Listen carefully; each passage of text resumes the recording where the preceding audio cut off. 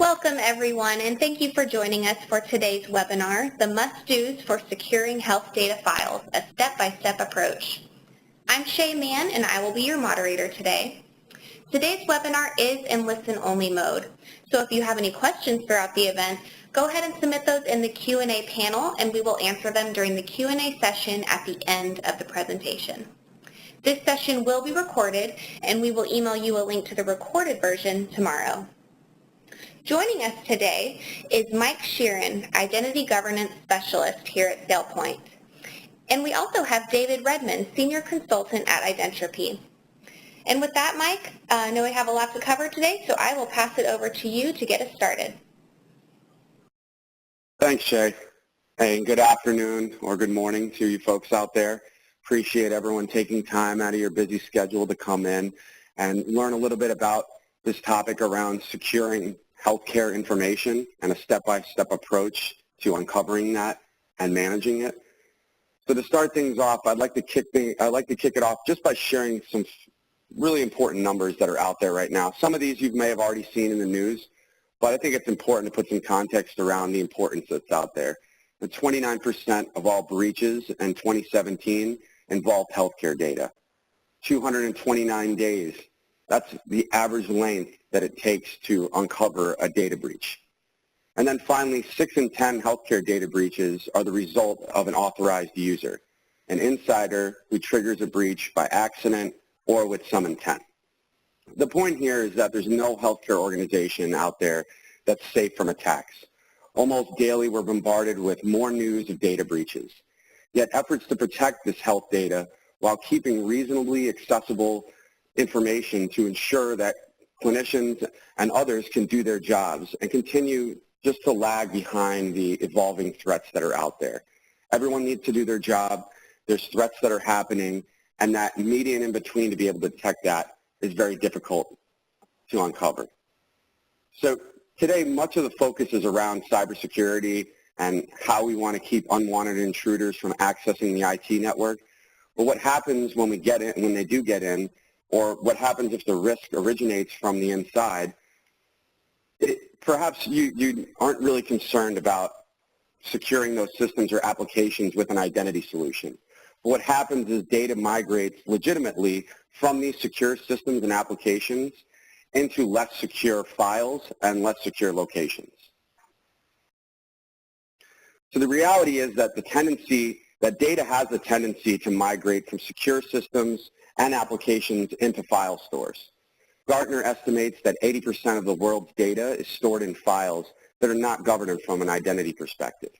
The largest data set in organizations is unstructured data, and managing that can be very difficult. So how does this all happen? How does the most sensitive data in a healthcare organization that may be in applications and databases find this way into unsecure locations like file storage? So unfortunately, it's a lot easier than most people might realize. In a world where collaboration is mandatory and sharing of information drives the creation of unstructured data, here's a typical example of a provider organization and some of the struggles that are out there with securing sensitive information. Organizations and really the employees in these organizations have the ability to copy and paste data from an EHR solution.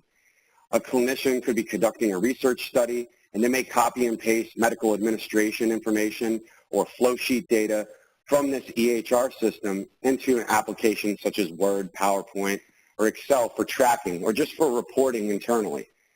Creating reports containing clinical data. There's real-time reports out there that are run regularly from EHR systems, and a lot of times they're shared locally. So you see that this data can start moving from these applications where they're meant to be viewed, but our day-to-day, we want to make it real easy for ourselves. We want to have the ability to go in and manipulate information. And we're going to store these digitized documents.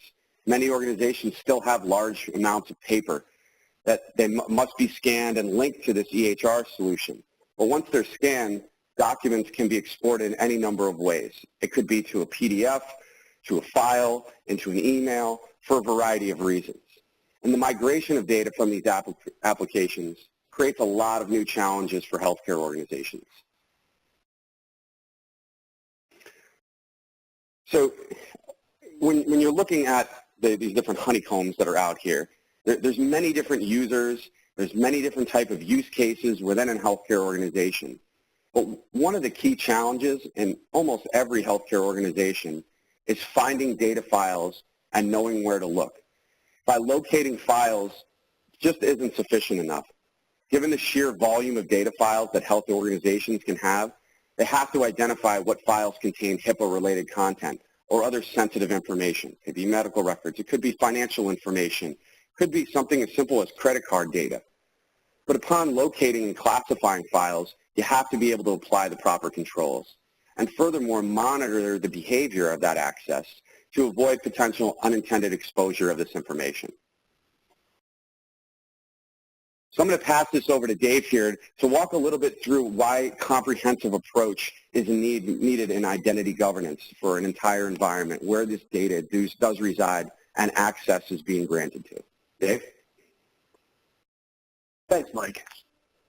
So let's discuss how a comprehensive identity governance approach can enable an organization as it addresses compliance requirements and secures the sensitive data. So Identropy has certainly seen an evolution of the identity governance projects over the last 10 years.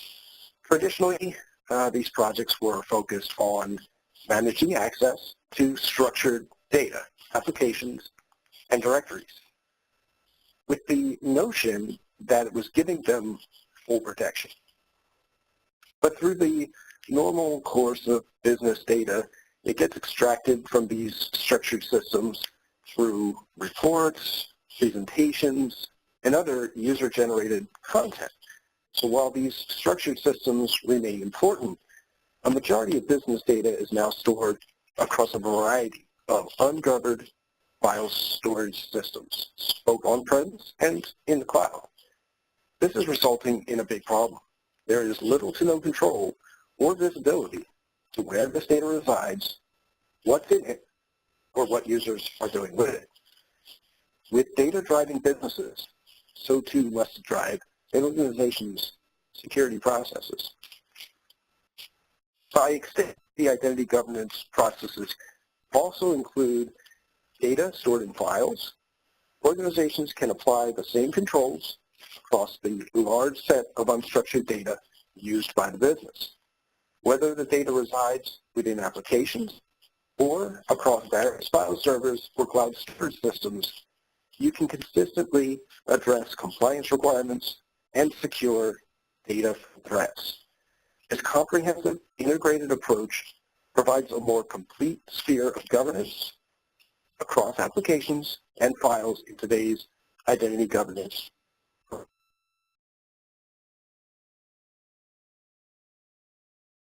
As Identropy has implemented these types of integrated approaches to identity governance programs, leaders agreed that there are real benefits as well.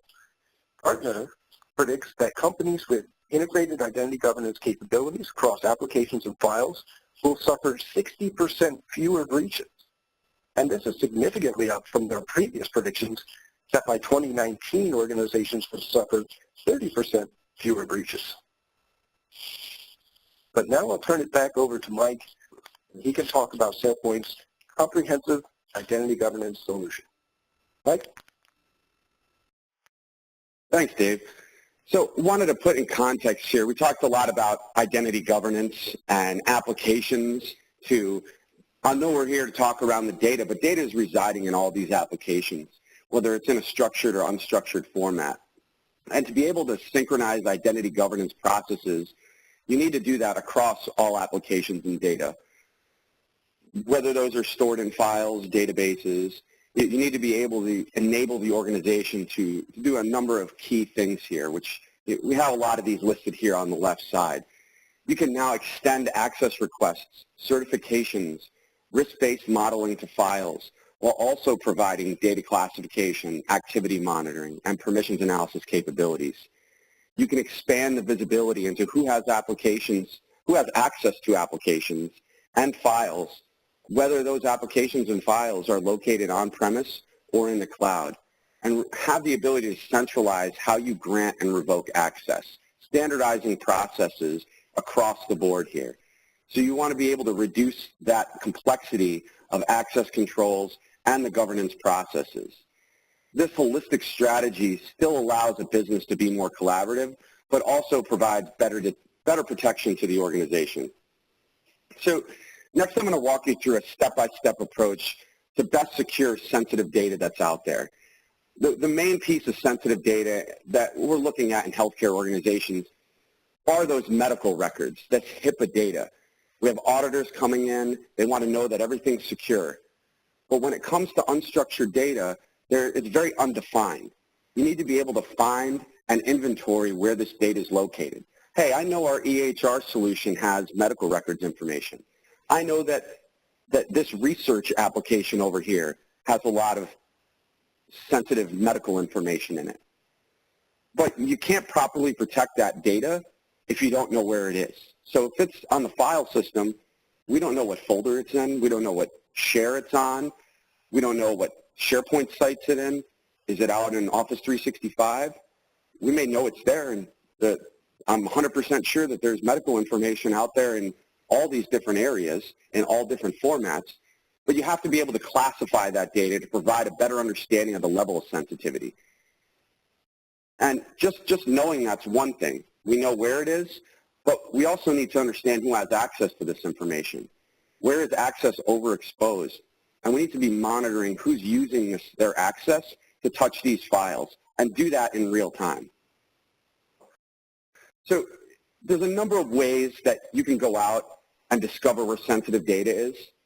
You know, if we're looking at a certain department that is managing medical records and they have a departmental share or a SharePoint site, we have a pretty good understanding that there's medical information out there. And that's good to know where it's located. But there's a lot of steps involved here to make sure that that information is secure. But that data does show up in other locations, and that's where the difficulty lies. There are solutions out there that a user can go and tag a file. The unfortunate thing is you set yourself up for user error. Someone could forget to tag that or tag it incorrectly, and now you have some exposure out there. What we're doing is going out and scanning the contents of files, looking for specific information. We're looking for that medical record information, that social security number. We're also looking for behavior. So I mentioned monitoring. If you're monitoring different locations, folders, and SharePoint sites, we know who's accessing it.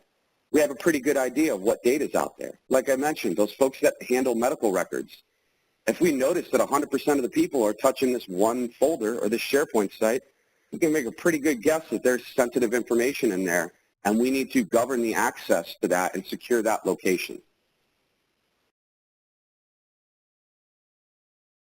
The next step is to be able to mitigate that risk.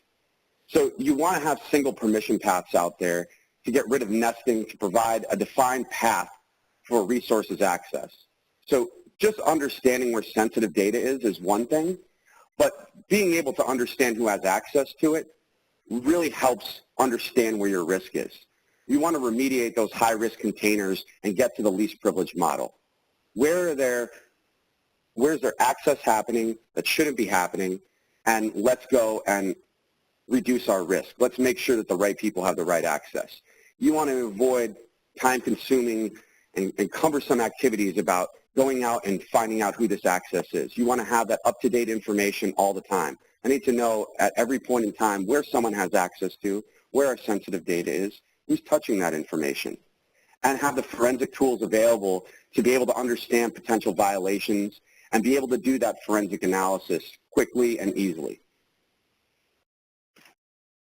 So there are a number of different ways that you can look at mitigating risk. So what is that risk that's out there? Okay, yeah, we know we have sensitive data out there. That's great, Mike, but where do I start?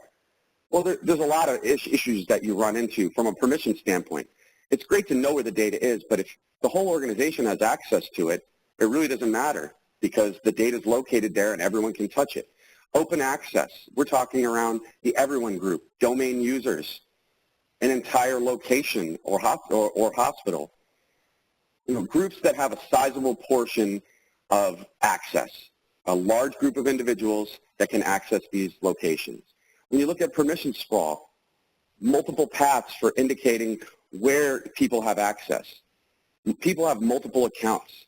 People may have multiple ways to get to data. We need to understand how they're getting that access. The next one is direct access. This happens a lot. People say, I need access to something. We're going to go and directly apply you right there. And these legacy practices over time can just cause an outrageous gap in permissions management, because it's just going to continue on and on until you have visibility into it to be able to remediate it. And then inheritance, we're talking nesting groups here. We're talking groups within groups. People that are getting inherited permissions by just the means of being added in a normal governance practice of requesting access to an Active Directory group. They're new in the environment. They get access. Unfortunately, that group is nested deep, and they have access to a lot more information than they should. I mentioned that least privilege model, and that's really a key topic that I want to focus on here. You want to get to that least privilege model. Now, you see all this risk out there.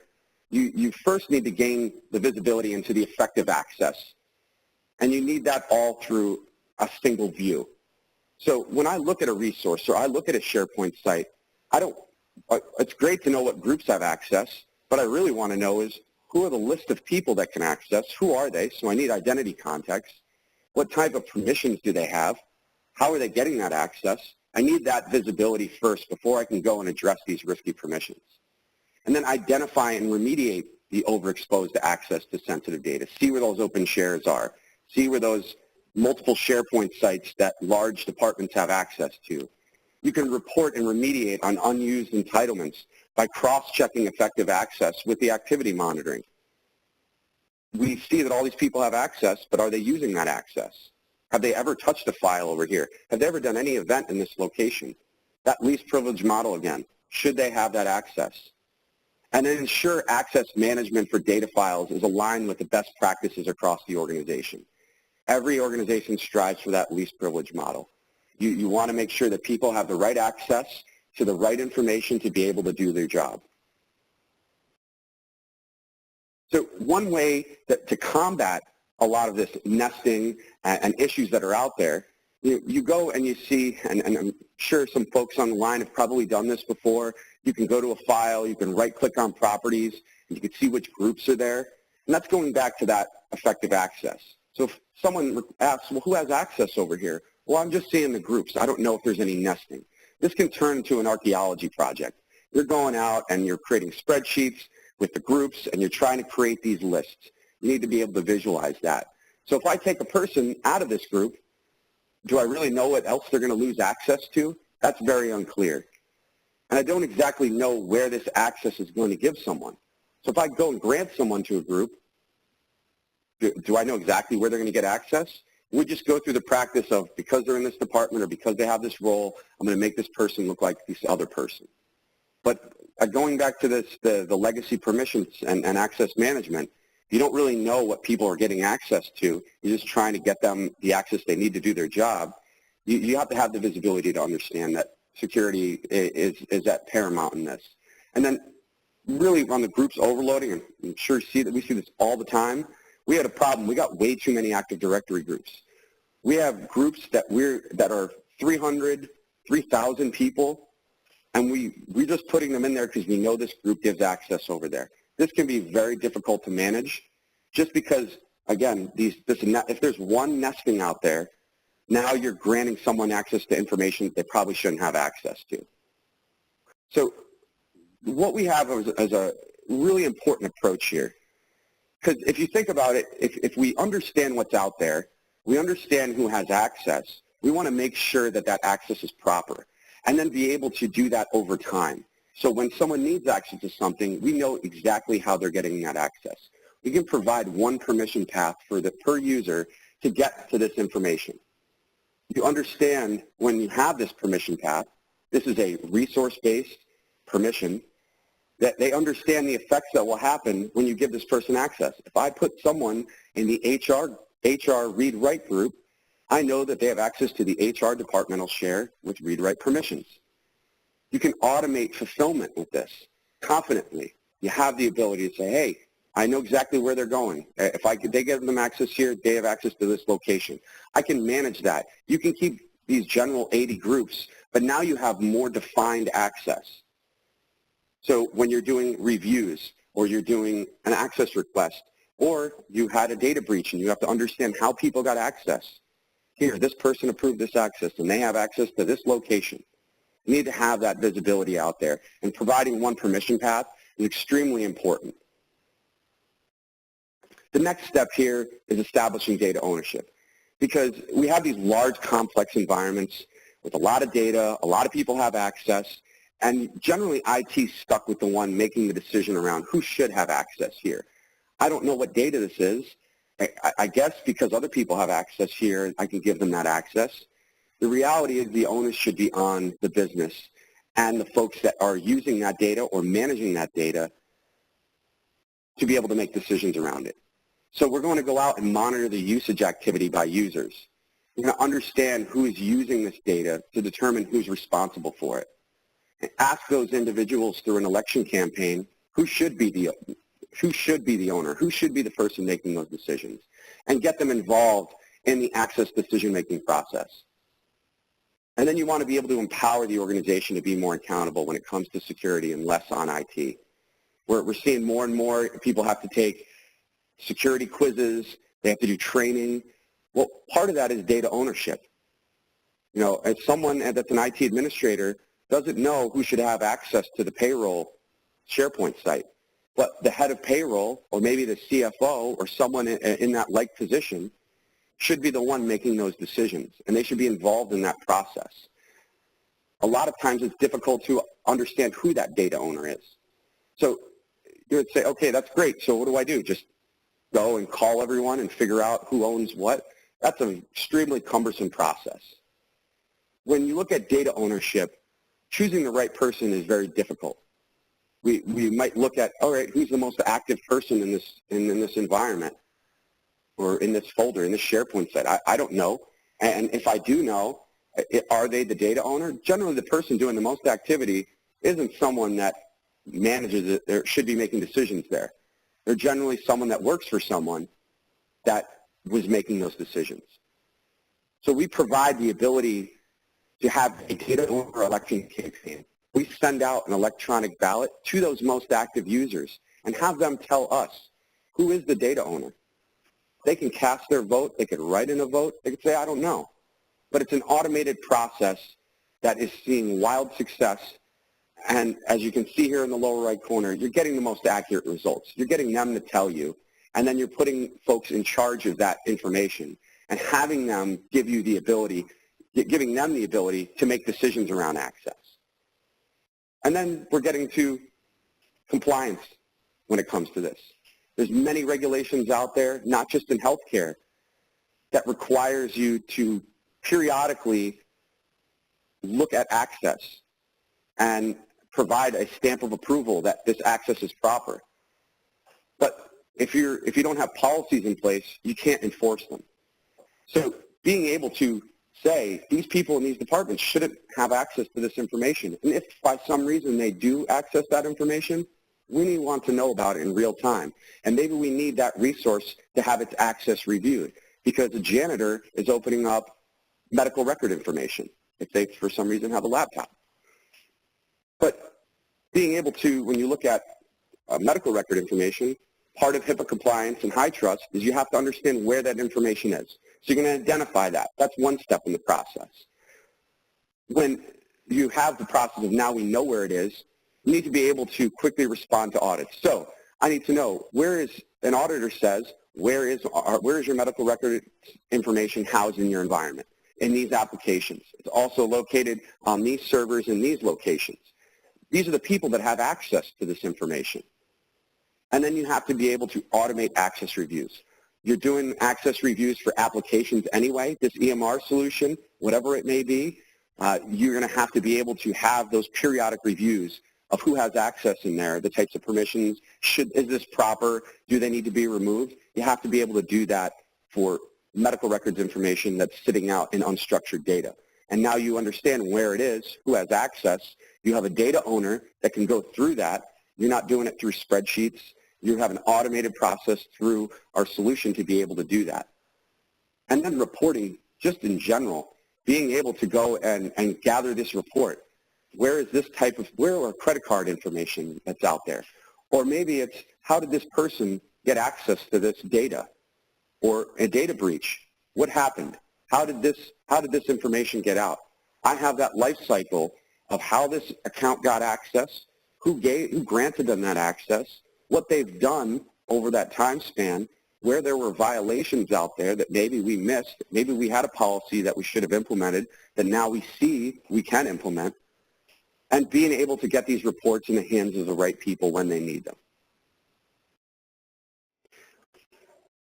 The next thing I want to talk about, and I think it's a lot of real-world scenarios that are out there, and being a security company, we work with some of the largest organizations in the world, some of the largest healthcare providers that are out there, all the way to your local clinician practice. And we see all different types of use cases out there that either they ran into in real time or they said, hey, I don't want to be like that hospital over there that just got breached. And these are the steps that we need to take to secure this information. Now, I mentioned earlier around finding sensitive information. We have a health insurance provider that we had found it was a three-slide PowerPoint deck that just had some graphs and some text on it. And we were finding over 5,000 hits of sensitive information in it. And they couldn't wrap their head around why, we don't get it. This is 3 slides. It's a graph and 2 slides of text. Well, when you right-click on the graph, it says open file, and it was an Excel spreadsheet with thousands and thousands of lines of customer information. Not just their name, but their name, their account number, their social security number, their date of birth, notes on their policies, claim numbers and such. Now that could be a deck that could be shared externally with someone just based on their presentation they had. It was actually around a call center. That kind of information can show up anywhere. If you're looking in healthcare, someone just exports something out of an EHR solution, that's now an Excel spreadsheet filled of thousands, maybe tens of thousands or hundreds of thousands of medical information that we may not have intended to pull that much information, or maybe we massage that information to make our pivot tables and such, but that information is sitting out there. We've seen the adoption of cloud storage out there. We had a university medical center that adopted OneDrive, and they got it out there because they needed it. The business was clamoring for it. They needed to collaborate better. They were moving to the cloud. We attached to 5 OneDrive accounts, and there was medical records information being shared with no expiration date with a public link. So if that link got in the hands of anyone, they had the ability to look at that information. Not only was this medical information, this was also student data as well. So that was just 5 accounts. Now you can imagine, the breadth of what that has happened, what's gone on from there. But I just think it's important that these are kind of things that happen all the time. A lot of healthcare organizations, to be quite honest, have probably never scanned unstructured data for their sensitive information because it's this tall task to approach. That's why we're here today. We want to show you that there is a way to remediate that risk, and there is tried and true steps to go ahead and do that.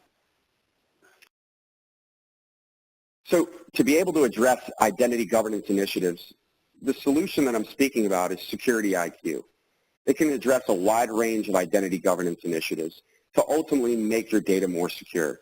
Identify where that sensitive data resides, classify that data based on content and behavior, establish data ownership with a crowdsourced survey to appoint that most relevant data owner, get them involved, give them an interface so they can see who has access, who's touching their data, being able to address compliance requirements, being able to do those access reviews, be able to approve an access request to someone that might not be in their department but needs access to their information because they have context around who these individuals are. And then being able to mitigate security risks with real-time monitoring and forensic analysis. and securely and efficiently support that data migration to the cloud. I gave that example on the university side. It's happening all the time now.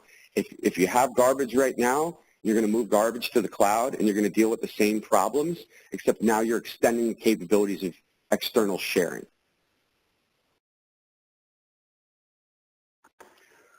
So why SailPoint for identity governance? If you're here, you've probably heard of us before. We are the market leader in identity governance.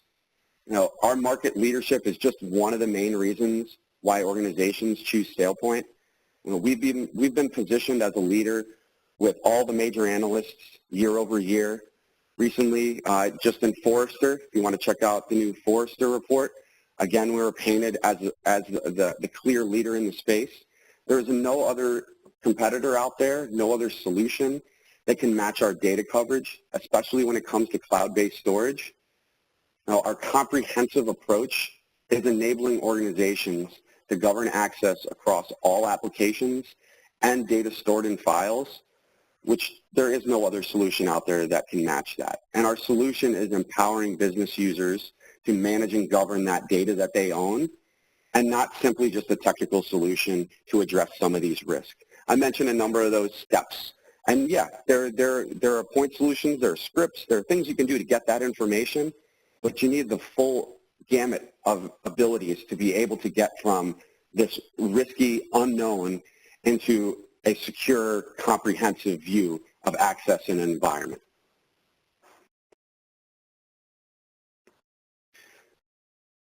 So I wanted to put this up here, and I asked to have this slide in here because a lot of these different investments that organizations have made, you know, really resonate when you think of the full landscape of applications and data.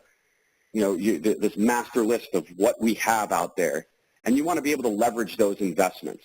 This integration framework really allows IT and security to really leverage these investments and utilize connectors and plugins and APIs and integration modules that we have to bring this full circle, to have this comprehensive view.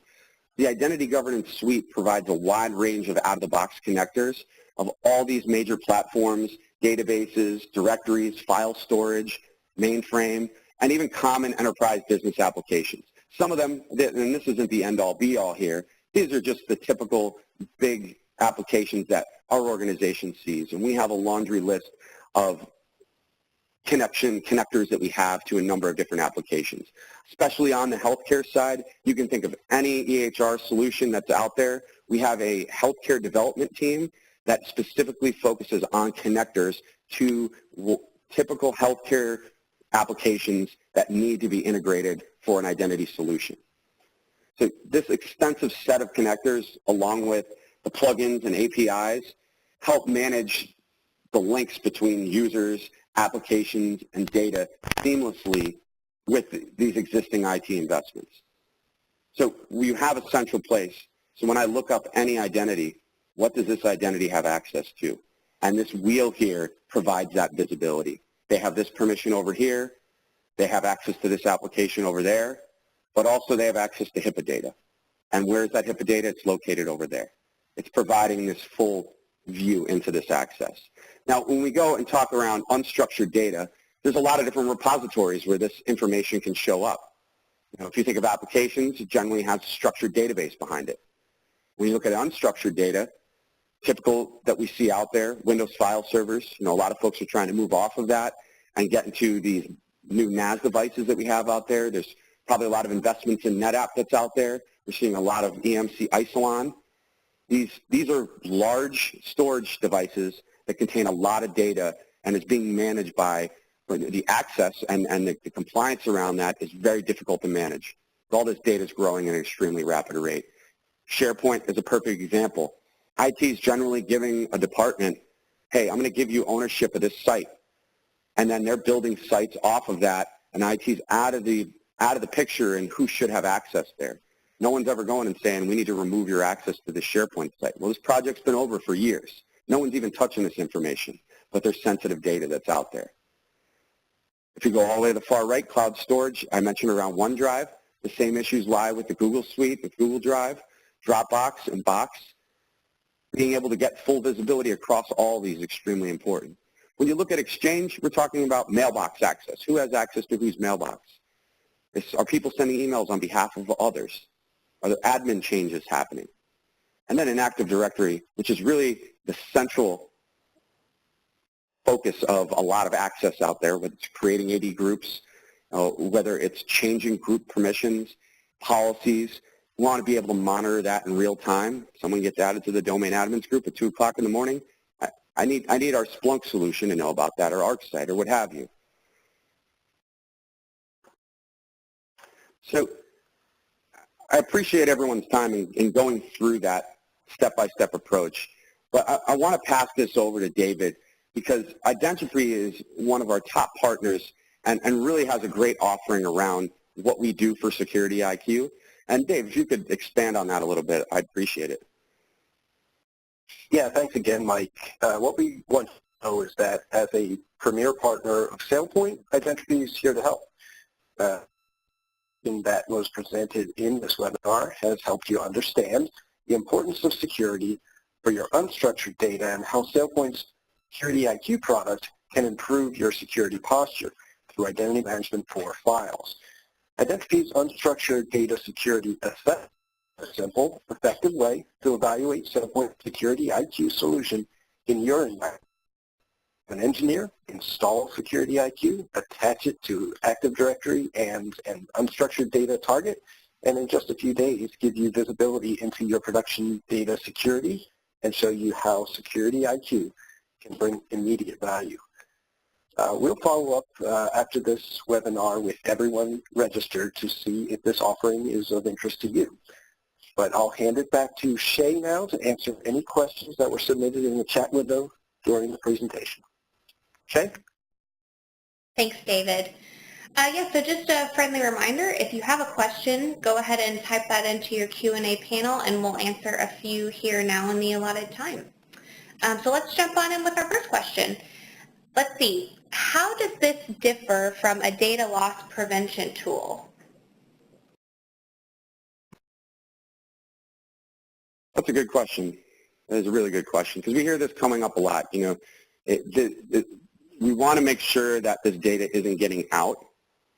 And DLP, a traditional DLP solution, is managing those endpoints. It's making sure data is not leaving.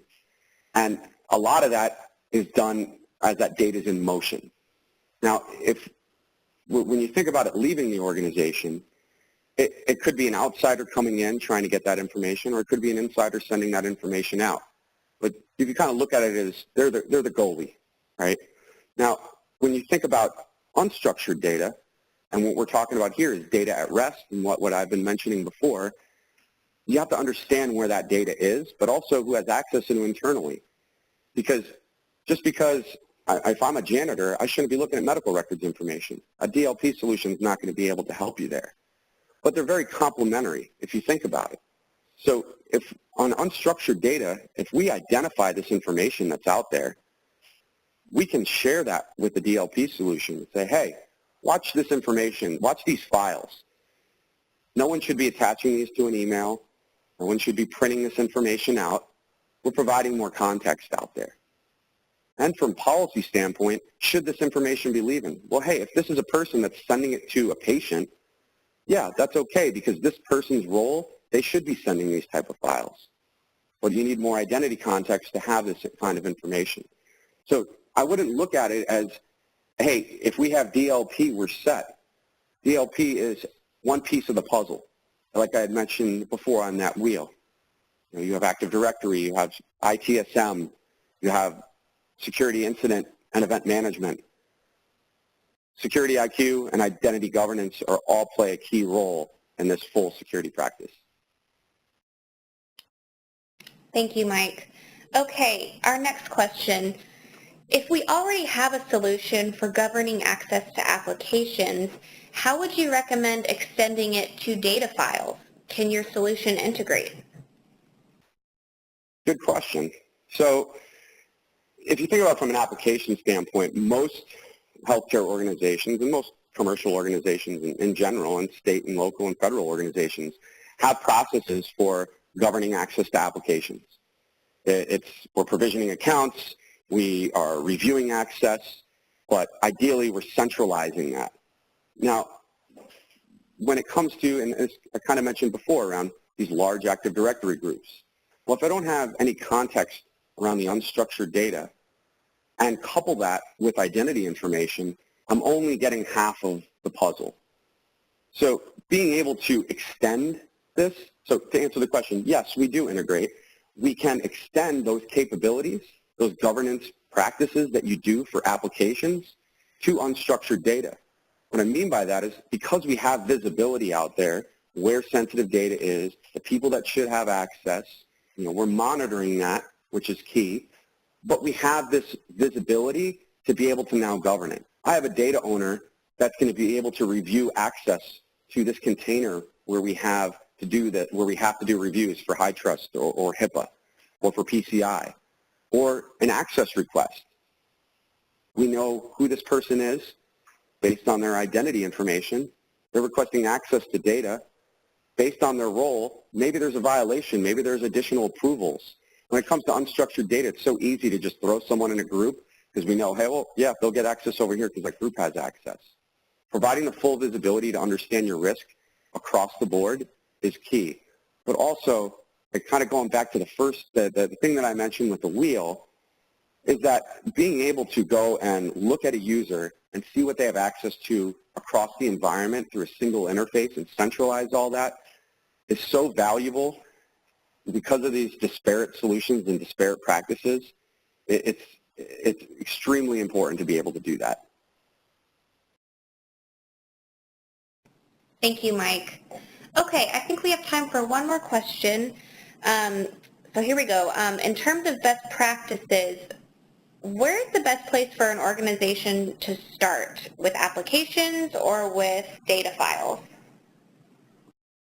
That's another good one. Yeah, sure, Dave, please, by all means. Thanks. So Identropy has a number of offerings to assist you, no matter where you are in the process, plan, build, or run. If your organization is in the planning stages, we have advisory teams of seasoned professionals who can come in and put together that roadmap of where you're at and that desired goal state so that we can put together a program that makes sense for you, whether that means starting with applications or starting with files, or perhaps a two-pronged approach, as there's definite cases where organizations will have an Identity IQ program running right alongside a Security IQ program, and eventually those two will be integrated together with no additional rework, because these programs are designed to work as well independently as they are as an integrated solution. So we're here to help. Yeah. David. Just to add to what Dave said, I mean, I think what he said is critical because every organization is different. Solutions like Security IQ and SailPoint with their identity governance, it's a lot. It's a lot that an organization needs to tackle.